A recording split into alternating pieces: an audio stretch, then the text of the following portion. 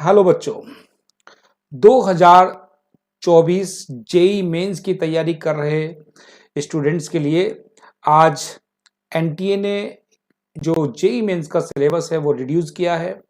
बहुत से बच्चे इसको लेकर के उनके मन में क्यूरियोसिटी है, बहुत एक्साइटेड हैं, कुछ खुश हैं कि रहे हमारा सिलेबस कम हो गया है। क्या आखिर कम हुआ है? फिजिक्स में कितना कम हुआ है? आइए मैं बिल्कुल आसान तरीके से आपको बताता हूं।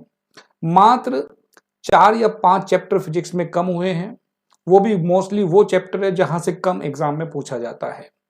पूरी फिजिक्स के अंदर मैकेनिक्स वाले पार्ट के अंदर अगर आप देखें, मैकेनिक्स में कुछ भी चेंज नहीं हुआ है।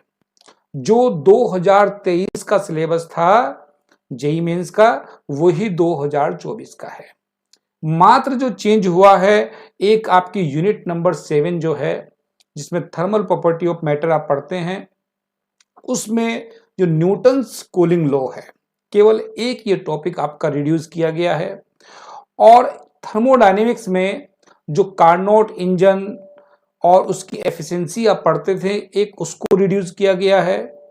और वेव वाले पार्ट में जब सिंपल हार्मोनिक मोशन के बाद में आप पढ़ते थे free oscillation, damped oscillation, forced oscillation और रेजोनेंस, वो वाला पार्ट कट किया गया है। ये कुछ पॉइंट है जो कम हुए हैं क्लास 11th में।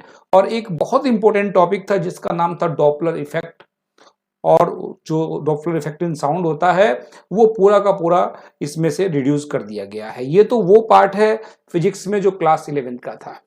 रही बात अब क्लास 12th में, क्लास 12th के अंदर जो पहली यूनिट आपके पास में इलेक्ट्रोस्टैटिक्स, उसमें भी कोई भी चेंज नहीं किया गया है। जो सेकंड यूनिट आती है, ये आपके सिलेबस के हिसाब से जो 12 यूनिट है करंट वाली, उसमें दो टॉपिक का चेंज है। एक तो आपके पास में जो कलर कोड होते थे वो आपको कट कर दिया गया है सिलेबस से। दूसरा इसमें क्या है, जो पोटेंशियोमीटर और उसकी एप्लीकेशंस होती थी, उस पूरे सिलेबस को भी इसमें कम किया गया है।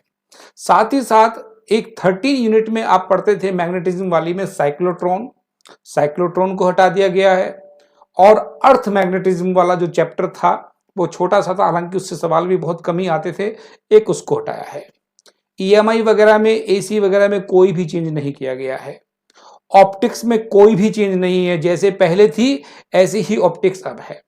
मात्र जो डुअल नेचर वाले चैप्टर आपके पास में 17 यूनिट है, उसमें चेंज किया गया है। क्या? केवल डेविएशन एंड जर्मर एक्सपेरिमेंट जिसको आप पढ़ते थे, जिसमें डी ब्रोगली का आप हाइपोथेसिस का वेरिफिकेशन करते थे, केवल वो एक्सपेरिमेंट कट किया गया है।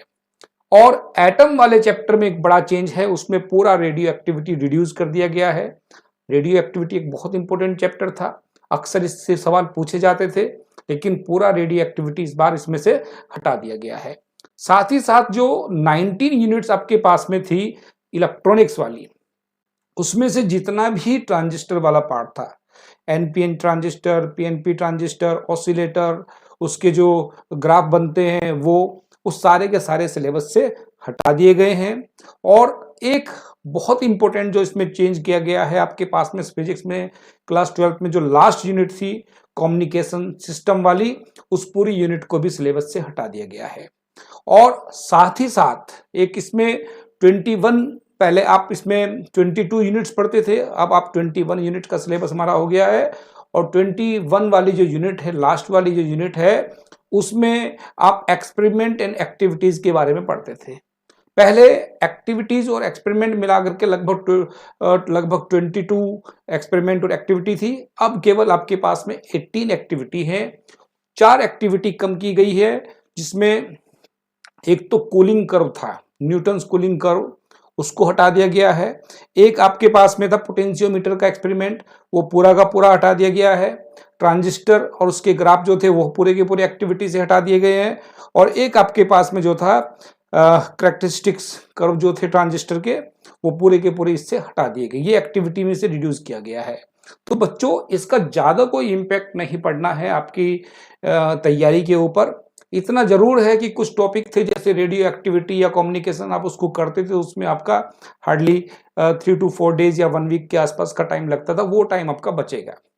बाकी मोस्टली सिलेबस वही है जिसको आप पढ़ते आ रहे हैं।